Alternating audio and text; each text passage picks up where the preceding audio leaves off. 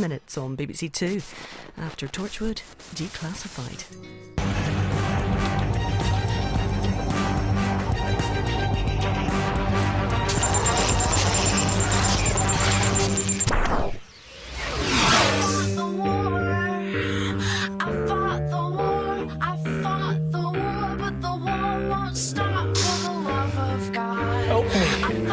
You've got to go.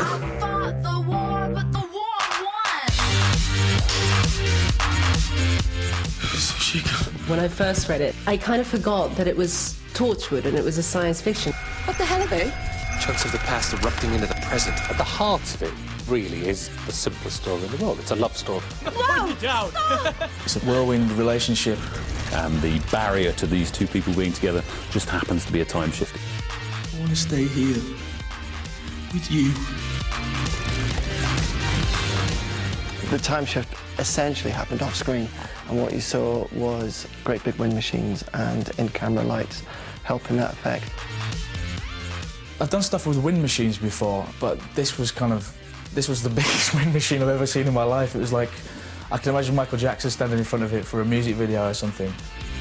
We got to the end of the scene and then they went action, and the guy just kind of flicked this thing on, and you couldn't react in any other way than the way that we do in the shot, because it was just like blowing our faces off, and then they put the lights up really, so the light was blinding us. All you could do was that. The hair was being blown all over the place.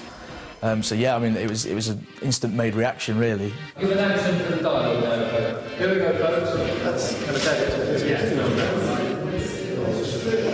Well, I wanted to. Thank you. Action.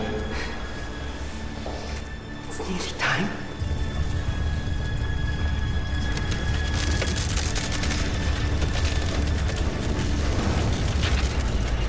I absolutely love Tosh as a character, and that's why I wanted to write a story which kind of took her on another step.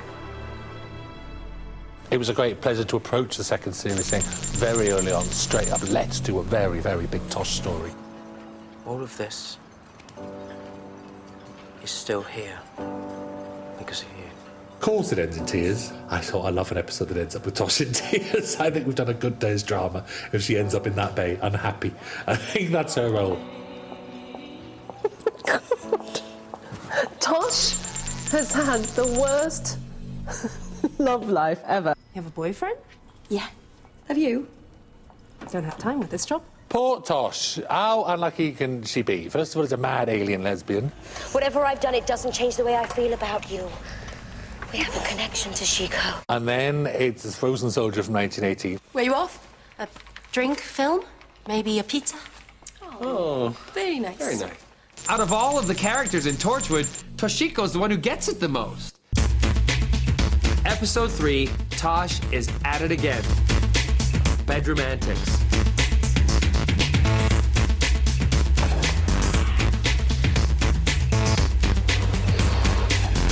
She doesn't half pick him, really, Tosh, bless her.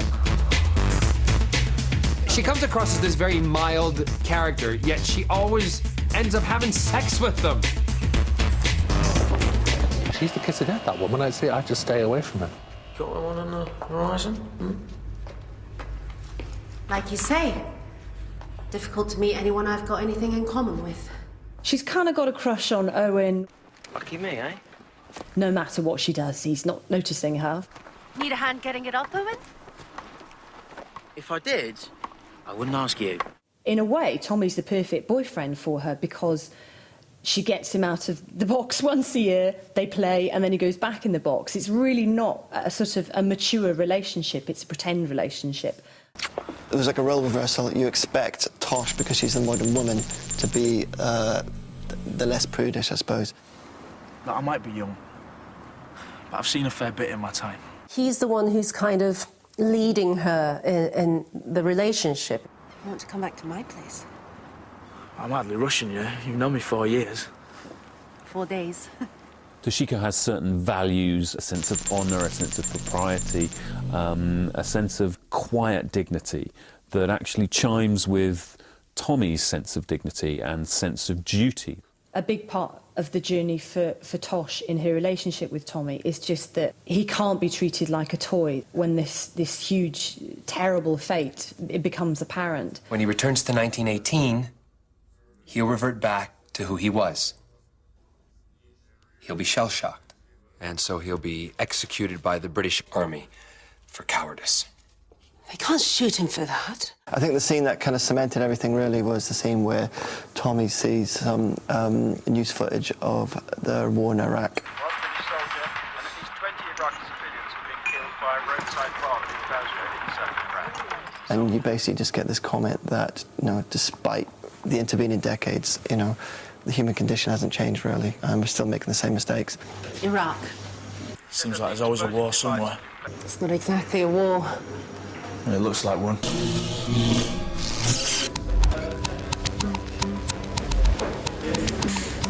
Well, tonight, this is, I would say, probably the most important scene. It's me. When you're doing a scene like the climactic scene in Ep 3, you rely a lot on your first AD, and Richard, my AD, was really instrumental in kind of gearing up all the extras into a frenzy. And there's a thunderous noise, and it's going to frighten you all. Most of you don't take much to be frightened. You've come straight from the trenches, you're a little bit shell-shocked, so you're on edge as it is. Yeah, let's try something like that. Richard the First was kind of directing the action, saying, right, one of you walk through here, one of you have a bit of a limp, don't limp too much.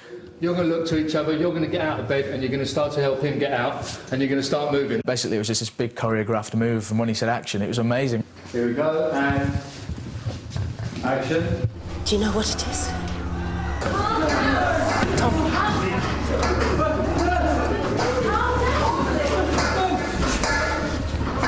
You have to use it.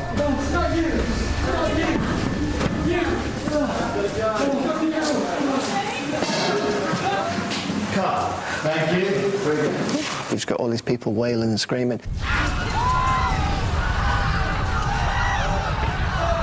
And in the middle, you're trying to sort of do this passionate love story. What am I fighting for? For the future. For me.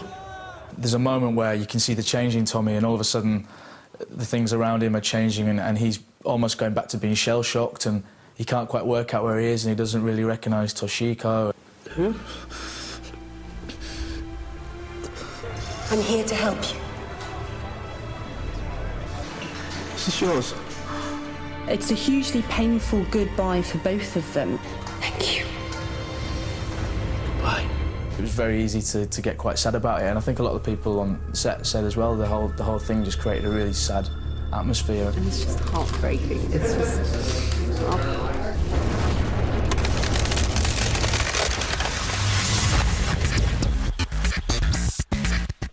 Torchwood needs you. Join their mission. Click on bbc.co.uk/Torchwood to apply.